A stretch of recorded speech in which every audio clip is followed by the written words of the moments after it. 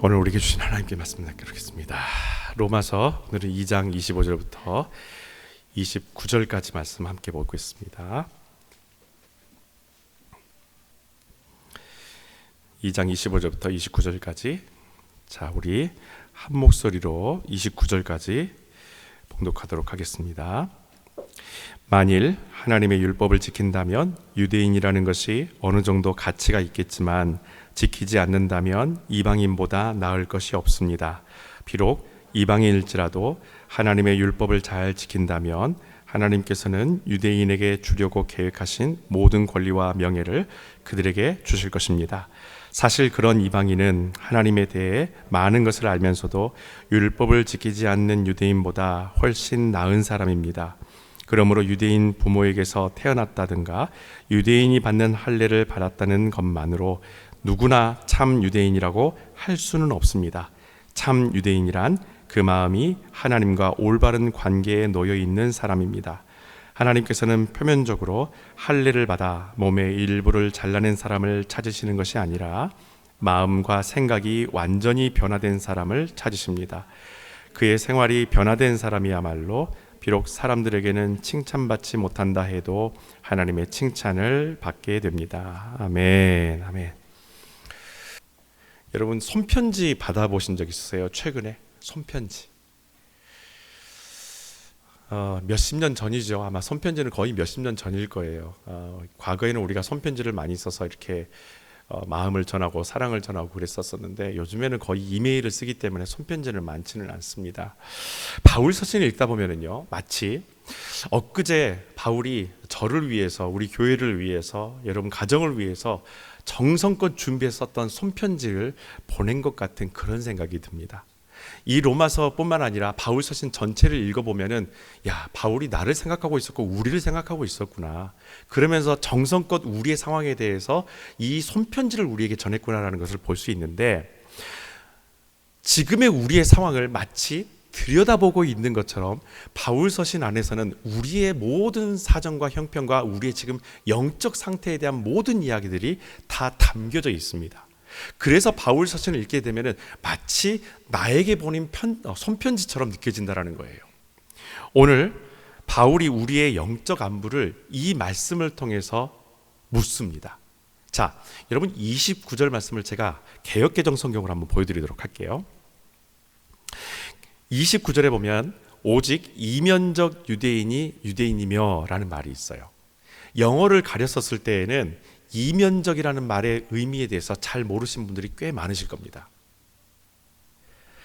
여러분 29절에 바울이 분명히 이면적 유대인이 유대인이라고 표현했었는데, 여러분 이것은 28절 바로 앞에 있는 하나의 단어와 정확하게 대치됩니다. 그 단어가 뭐냐면 표면적이라는 단어예요. 표면적과 이면적이라는 것은 딱 충돌하는 단어입니다. 표면적이라는 것은 겉으로라는 말입니다. 겉으로 보여지는 것만으로 유대인이라고 할 수 없고, 이면, 곧 내면을 말하는 것이죠. 마음으로 하나님과 온전케 한 바로 그런 온전한 관계에 있는 사람만이 진정한 유대인입니다 라는 것을 지금 바울이 말하고 있는 거예요.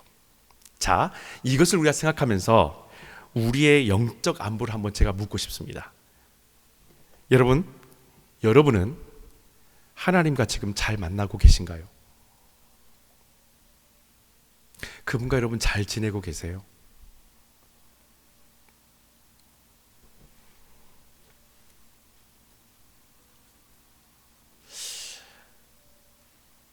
만약에 하나님을 여러분이 잘 만나고 있고 여러분 하나님과 잘 지내고 계신다면 요즘 여러분들을 향한 하나님의 생각이 어떠신가요?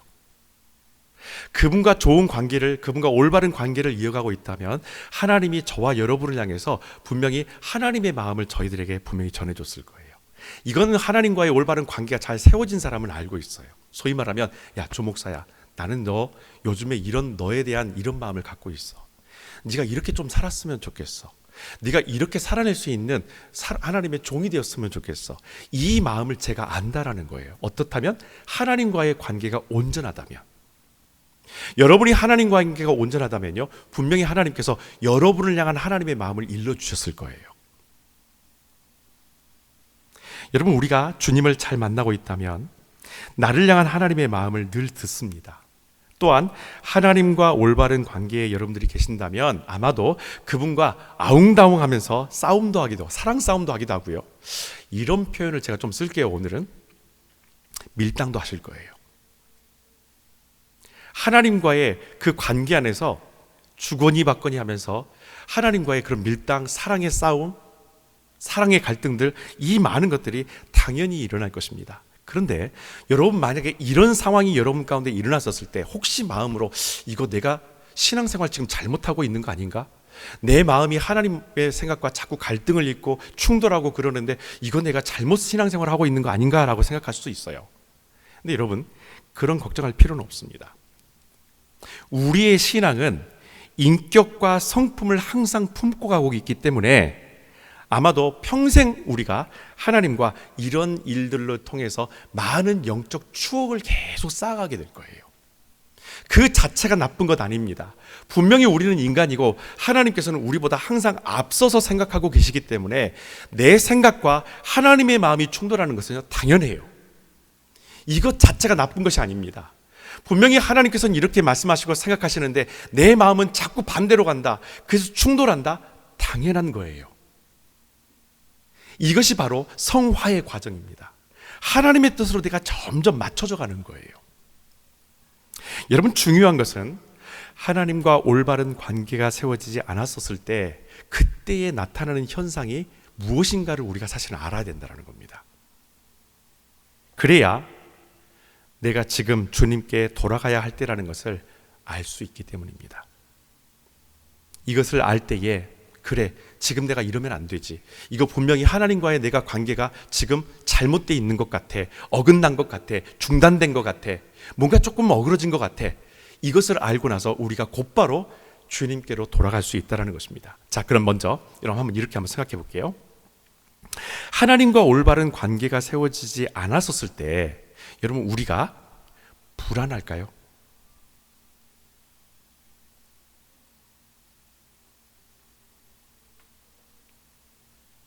하나님과의 온전한 관계가 세워지지 않을 때 여러분 불안하세요 혹시? 불안함을 느끼는 것이 정상입니다. 그런데 실제로는요, 불안함을 잘 느끼지 않아요. 하나님과의 온전한 관계가 멈춰졌는데도 불구하고 불안함이 없어요. 여러분, 하나님은 남한국 유다의 영적 위기를 이사야 1장에다가 처음 부분에 하나님께서 말씀하신 장면이 나와요. 1장 1절과 2절은 이렇게 내용이 되어져 있습니다. 너희가 나를 떠나버렸고 은혜와 사랑에 무감각하다. 뿐만 아니라 4절을 보시게 되면 너희가 내게서 멀리 떠나 나에게 도와달라고 도움을 요청하지 않는다. 도움받을 생각조차도 너희들은 지금 하고 있지 않다라고 하나님께서 한탄하십니다. 너무 안타까워하시는 거예요. 여러분, 지금 이스라엘이 하나님 앞에 지은 죄, 그들의 영적 상태가 어떻습니까? 하나님께로 멀어졌는데 그들이 지금 분명히 하나님의 도우심이 필요한데 그 하나님께 대한 도우심 자체에 대해서 생각하고 있지 않다라는 거예요. 분명히 도와달라고 할 때가 됐는데 하나님께 도와달라고 손 내미는 사람이 없다라고 말합니다. 다시 말하면 하나님께로부터 지금 마음이 멀어졌다라는 거예요. 그럼에도 불구하고 이스라엘 백성들은 불안해하지 않습니다. 그래서 하나님께서 이사야를 통해서 말씀하시는 거예요. 너희가 지금 이런 상태인데, 너희가 지금 이런 상황인데 왜 나에게 한 번이라도 도와달라고 얘기하지 않느냐?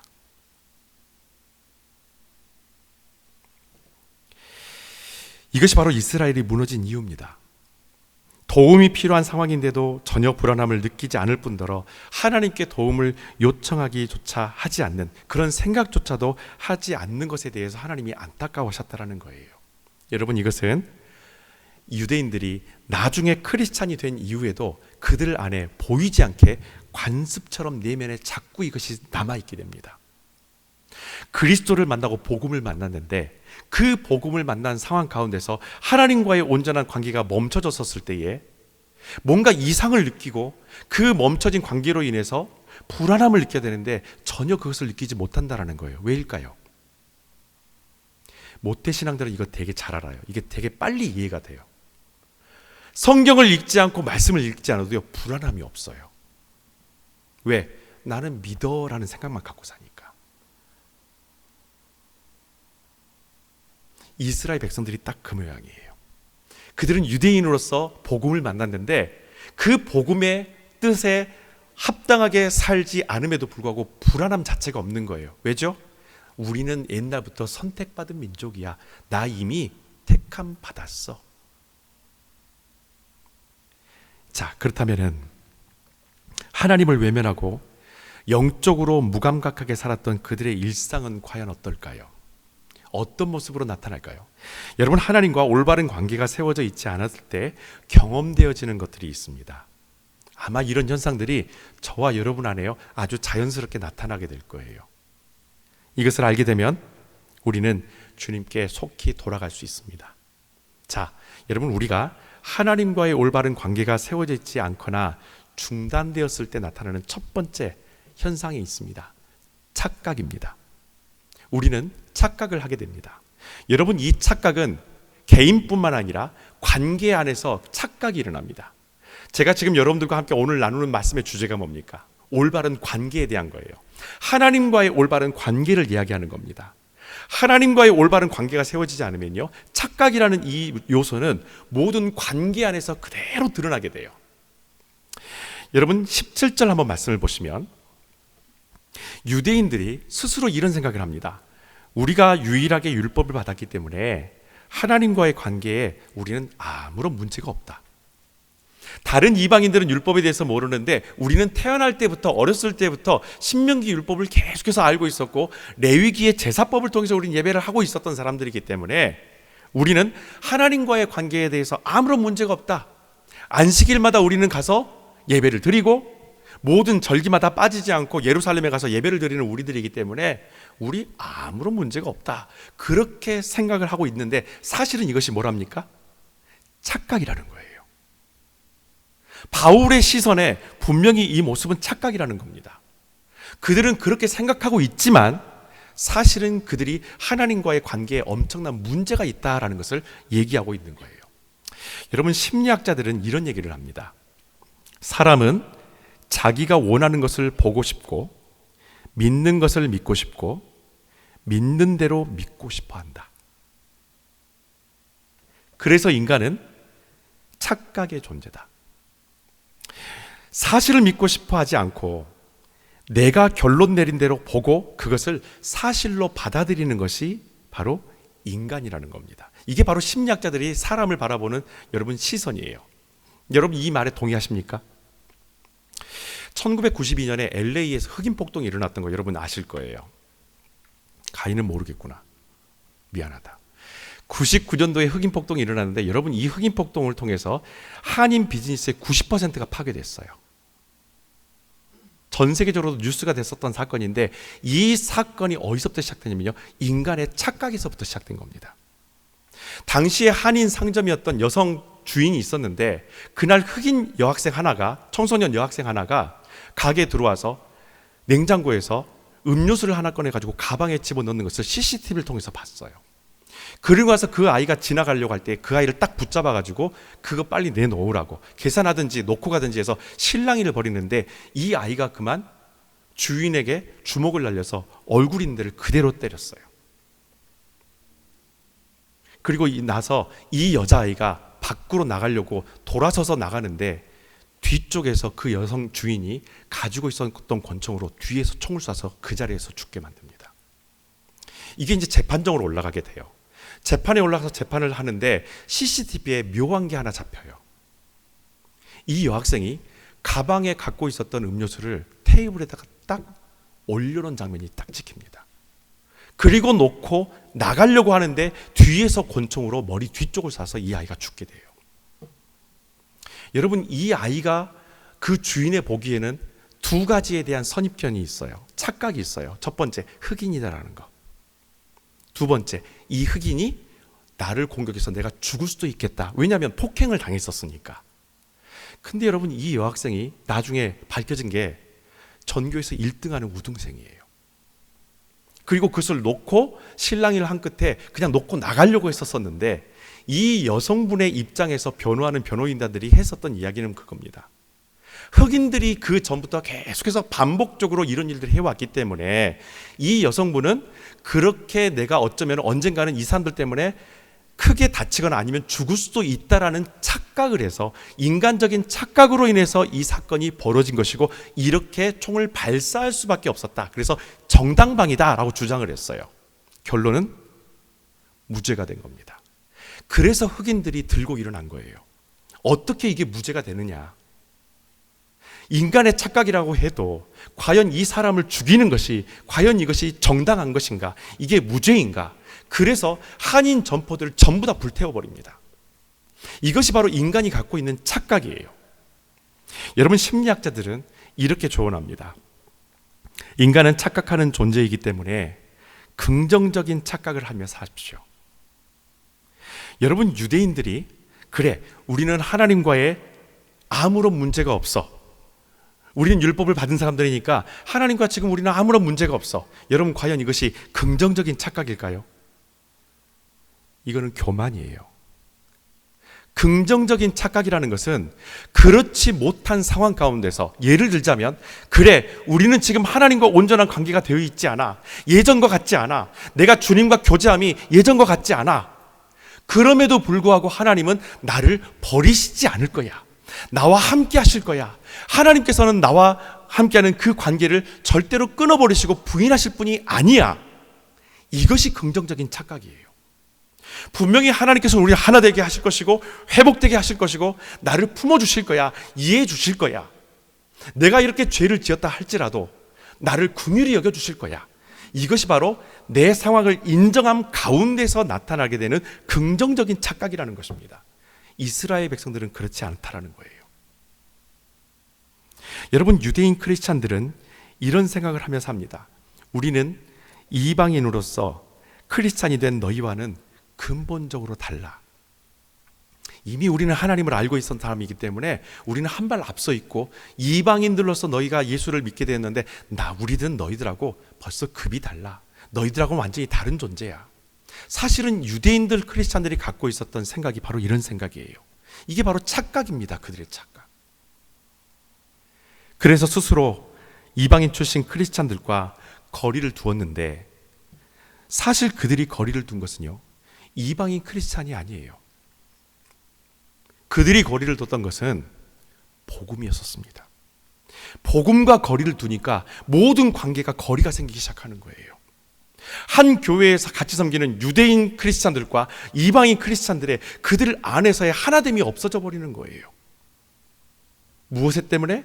복음과의 거리감 때문에. 하나님과의 관계의 거리감, 예수 그리스도 그 복음과의 관계의 거리감이 생기게 되면요, 여러분 모든 관계에서의 거리감은 반드시 나타나게 될 것입니다. 무엇 때문에요? 착각 때문에.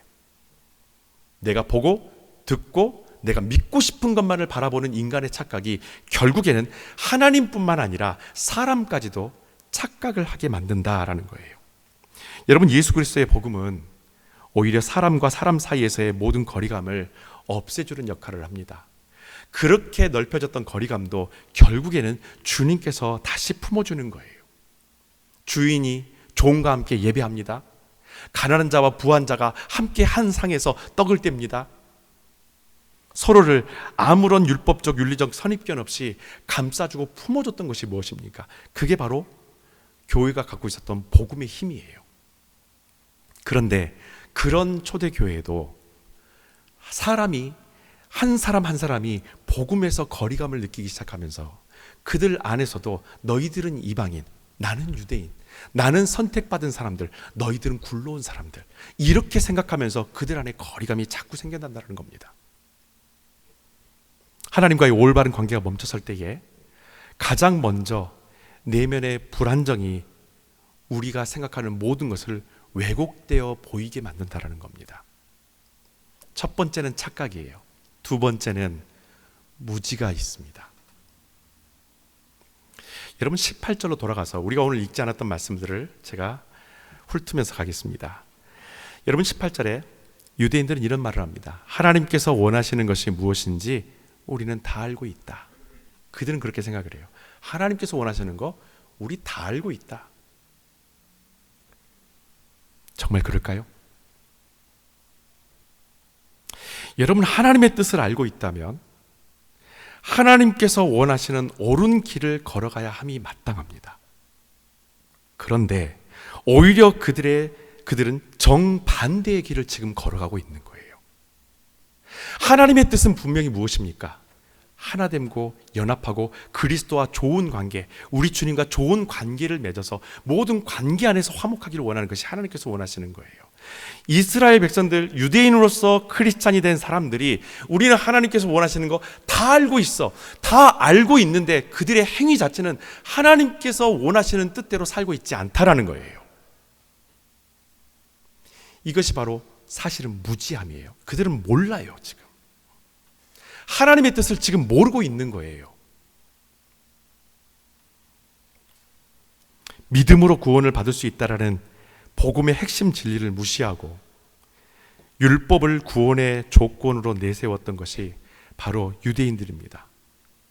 하나님의 생각과 하나님의 마음과 하나님의 방향과는 정반대의 길을 걸어가는 그 하나님의 온전한 뜻을 알지 못하는 무지함이 지금 이 유대인 크리스찬들을 괴롭히고 있는 거예요.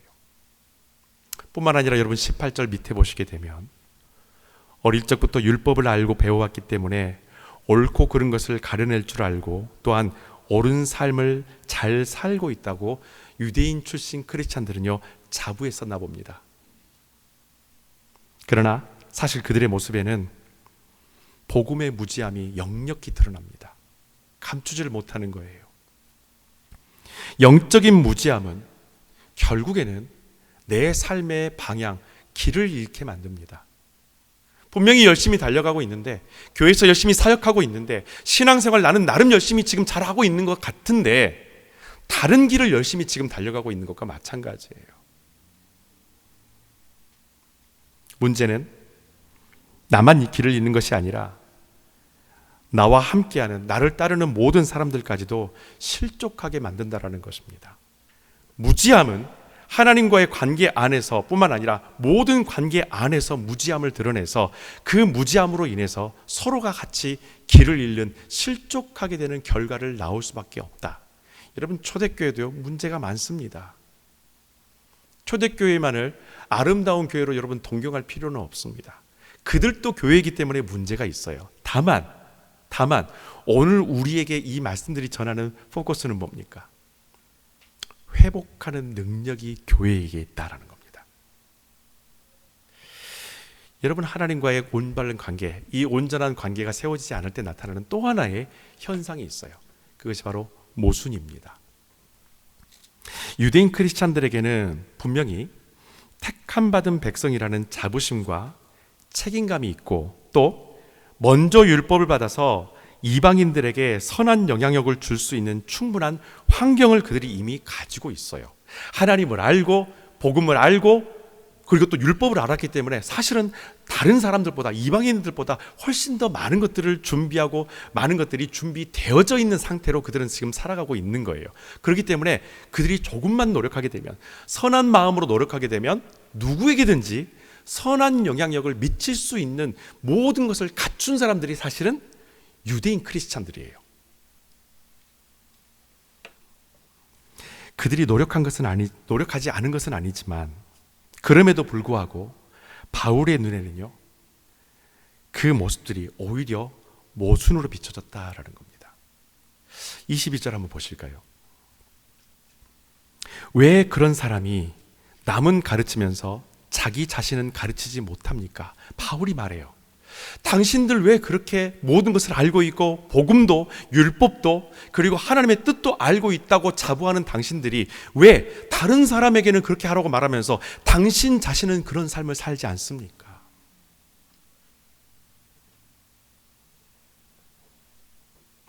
다른 사람에게 말하는 것처럼 당신은 왜 그렇게 살지 않습니까? 다른 사람에겐 기도하라고 말하면서 왜 당신은 하나님께 도움을 달라고 요청하지 않는 것입니까?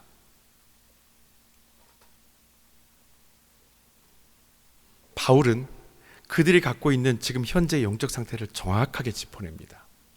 여러분, 제가 이래서 바울 서신을 볼 때마다 마치 며칠 전에 저한테 바울이 보낸 편지와 같다라는 거예요. 다른 사람들에겐 이렇게 살아야 합니다라고 말하면서 정작 본인 자신은 그렇게 살지 않는 모습들이 교회 안에, 바로 그 유대인 출신의 크리스찬들 안에 있었습니다. 여러분, 왜 이런 일들이 가능할까요? 왜 다른 사람한테는 당당하게 이렇게 말하라고 하면서, 이렇게 실천하라고 말하면서 본인들은 당당하게 그렇게 살지 않을 거예요? 이게 어떻게 가능합니까? 양심이 있다면 적어도 이렇게 말하는 거 내가 좀 자신 없는데 이렇게 할 수 있을 텐데 오히려 자신만만했다라는 거예요, 바울이 보기에. 이런 일들이 가능한 것은요, 내 삶을 감찰하시는 하나님에 대한 의식이 없기 때문입니다.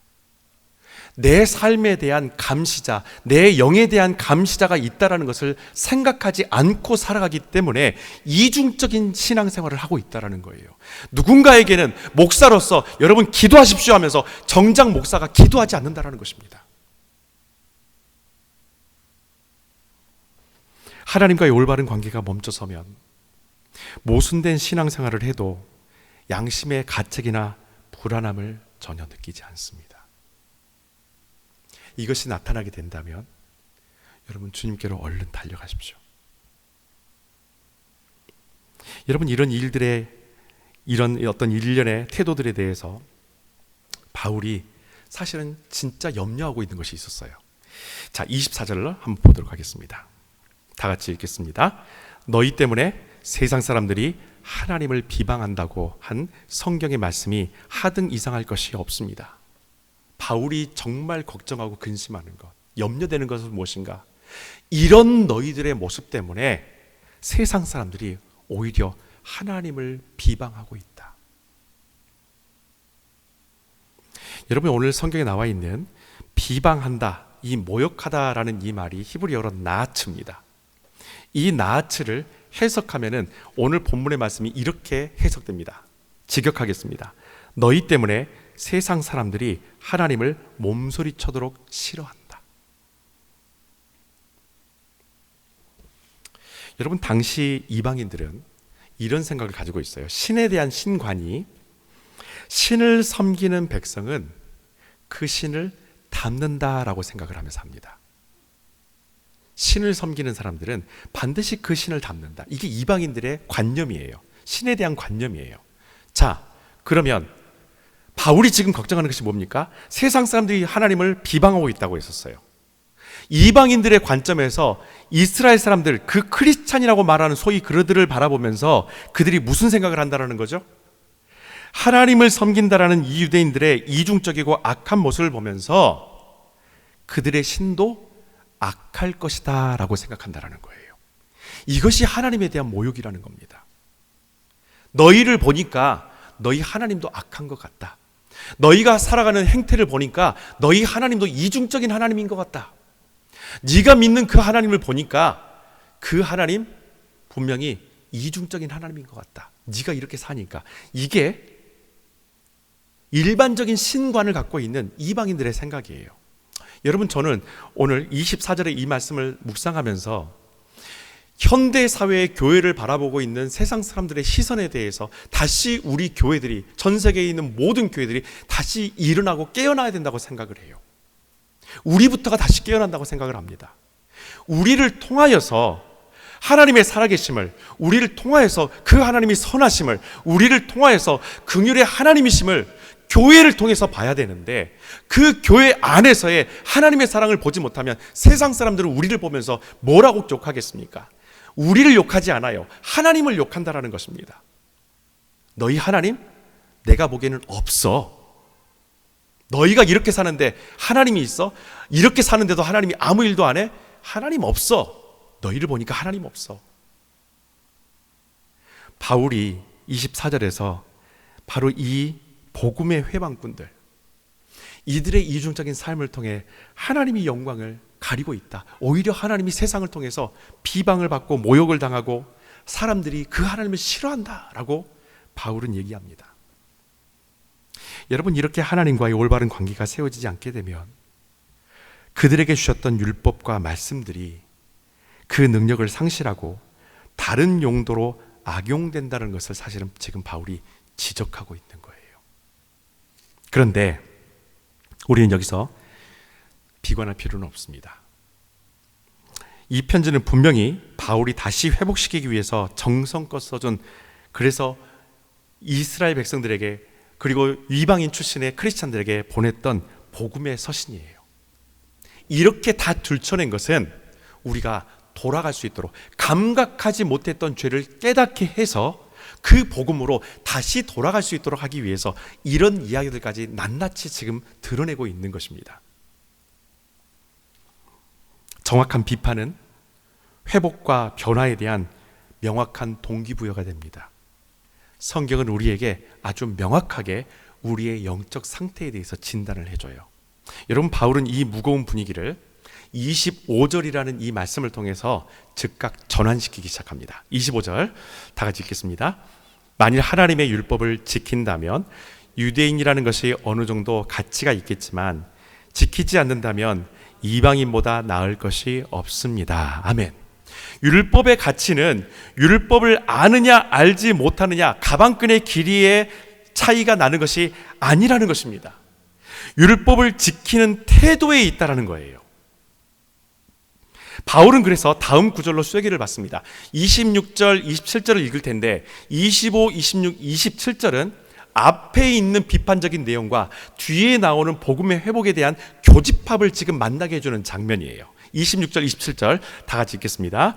비록 이방인일지라도 하나님의 율법을 잘 지킨다면 하나님께서는 유대인에게 주려고 계획하신 모든 권리와 명예를 그들에게 주실 것입니다. 자, 앞에서는 분명히 한쪽에 대해서 분명히 비판하고 있었는데, 그리고 이방인들에 대해서, 크리스찬들에 대해서 그들이 겪고 있는 또 다른 차별에 대해서, 그리고 그들에게도 분명히 나타나게 될 그런 많은 하나님과의 관계가 멀어졌을 때 그런 어떤 현상들에 대해서 같이 지적을 하면서, 누구도 특별한 존재로서 하나님 앞에 세워진 것이 아니라 모두가 하나님 안으로, 그 복음 안으로 들어올 수 있다는 것을 이야기하기 위해서 바울이 오늘 이 모든 경계를 무너뜨리는 것이 26절에 있는 말씀이에요. 27절로 넘어갑니다. 사실 그런 이방인은 하나님에 대해 많은 것을 알면서도 율법을 지키지 않는 유대인보다 훨씬 나은 사람입니다. 아멘. 여러분, 우리에게 믿음이 있어도 말씀을 온전히 지키는 것은 사실상요 불가능합니다. 죄의 본성을 타고났기 때문에 우리는요 말씀을 어길 수밖에 없는 나약한 존재들입니다. 그런 의미에서 28절에 유대인으로 태어나 할례를 받았다고 해도 말씀에 순종하지 못하고 산다면 그 할례는 유대인들을 죄에서 벗어나도록 하는데 아무런 유익이 되지 않는다라고 얘기를 하죠. 눈에 보이는 상징물을 따르는 것이 신앙이 아니라 말씀에 순종하는 것이 신앙입니다. 여러분, 이제 바울이 유대인이나 이방인이나 모두에게 동일한 메시지를 전합니다. 참 하나님의 사람이 과연 누구인가? 대대로 택함받은 사람인가? 아니면 유대인인가? 이방인인가? 29절입니다. 참 하나님의 사랑이 과연 누구일까? 다 같이 읽겠습니다. 참 유대인이란 그 마음이 하나님과 올바른 관계에 놓여 있는 사람입니다. 아멘. 하나님과 올바른 관계에 놓여 있는 사람이, 바로 그 사람이 참 하나님의 사람이다 라고 성경은 얘기합니다. 그렇다면 어떤 것이 올바른 관계일까요? 하나님과의 올바른 관계는요, 자신의 자리에 서 있는 것입니다. 이것이 바로 올바른 관계예요. 여러분, 우리가 감히 하나님과 새로운 관계를 형성할 수 있는 사람은 사실은 아니죠.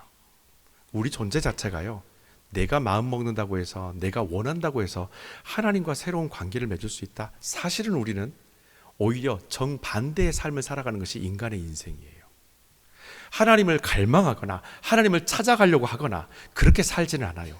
오히려 내 삶에 그것이 방해가 된다고 하거나 차라리 나한테 얘기하지 말라고 생각하는 것, 살아가는 것이 인간의 삶입니다. 그런 우리를, 감히 하나님과 관계가 형성될 수 없는 우리들을 그분의 전적인 은혜와 사랑으로 그분의 안에 그분과 올바른 관계가 세워질 수 있도록 우리를 거듭나게 해주신 분이 하나님이십니다. 여러분, 하나님은 당신의 피조물인 인간과 올바른 관계를 그렇게 세워주시기 위해서 먼저 예수 그리스도를 보내셔서 저와 여러분을 자녀로 인쳐주십니다. 자, 그러면 여기서부터 위치가 나옵니다. 하나님은 이 일들을 통해서 당신의 위치에 지금 서 계시는 거예요. 성부 하나님은 우리를 구원하시기 위한 아바 아버지로서의 그 위치에 그분은 이미 서 계십니다. 예수 그리스도는 저와 여러분을 성부 하나님을 아바 아버지라고 부를 수 있는 존재로 만드시기 위해서 십자가라는 그 위치를 그분이 서셨습니다. 성부 하나님께서 서 계시는 그 위치, 우리 주님께서 서셨던 십자가의 그 위치, 그 위치를 단 한순간도 벗어나지 않으셨기 때문에 오늘 저와 여러분들이 새로운 위치에 서 있는 것입니다.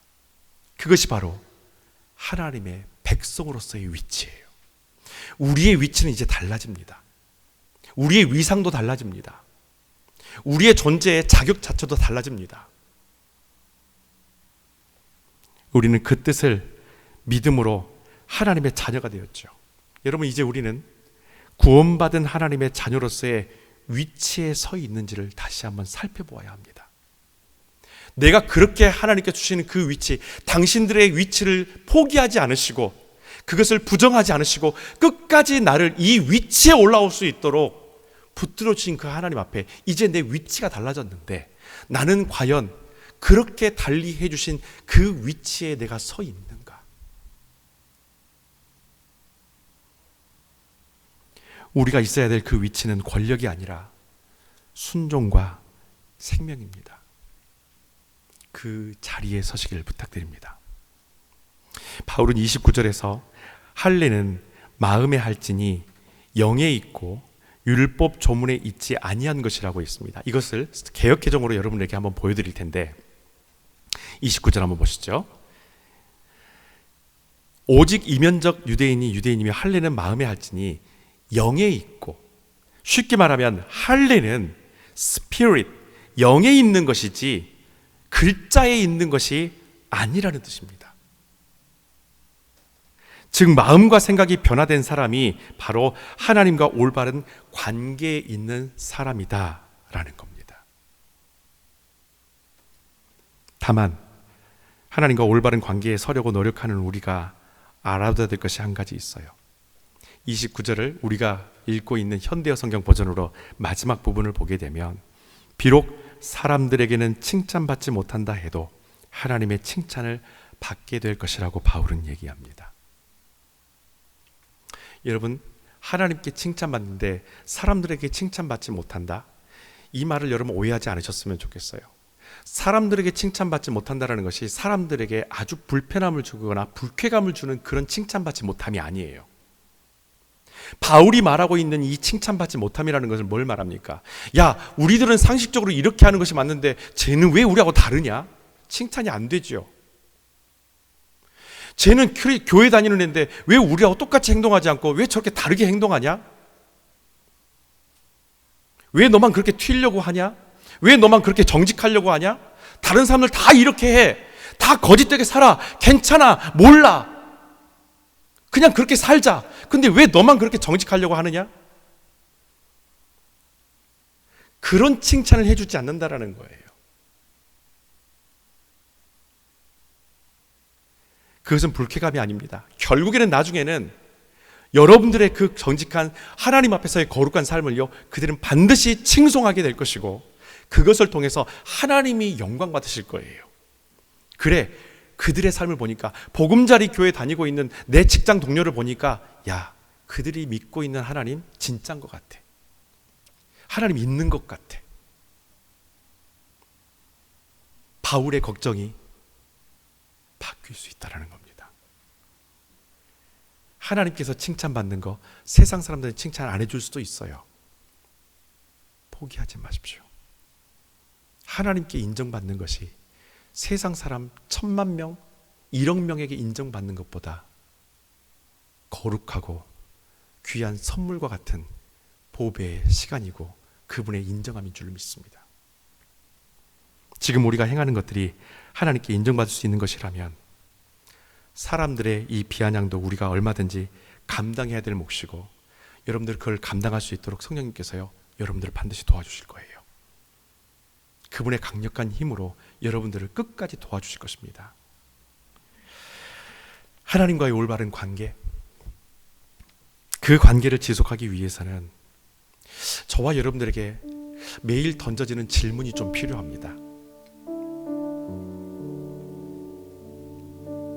여러분에게 그 질문은 무엇입니까? 여러분들이 매일 여러분의 영을 향해서 하나님과의 온전한 관계를 향해서 매일 여러분들이 하루에 주님 앞에 여러분 자신에게 자주 질문하는 질문이 무엇입니까? 기도하겠습니다. 이 시간에 주신 말씀 붙들고 함께 기도합시다. 하나님과의 올바른 관계, 온전한 관계가 다시 회복되어지길 원합니다. 분명히 그때에 세상 사람들은 나를 칭찬하지 않을 것입니다. 그러나 하나님께서는 기뻐하실 것입니다. 잘 왔다고, 기다렸었노라고, 그리고 내가 너와 끝까지 함께 해줄 거라고. 우리 삶을 향한 영적인 도전을 위해 내 영이 깨어있을 수 있도록 질문하시기 바랍니다. 오늘 이 시간에 주신 말씀 붙들고 함께 각자 성령께서 여러분에게 주신 그 인도하심을 따라서 기도하며 나가기 원합니다. 기도하겠습니다. 할렐루야. 아버지 하나님 감사합니다. 하나님 오늘 아버지 하나님 우리에게 주신 말씀을 통해서 주님 앞에 다시 한번 부름으로 나가기 원합니다. 하나님 주님과 아버지 하나님 흐트러진 관계가 다시 세워지길 원합니다.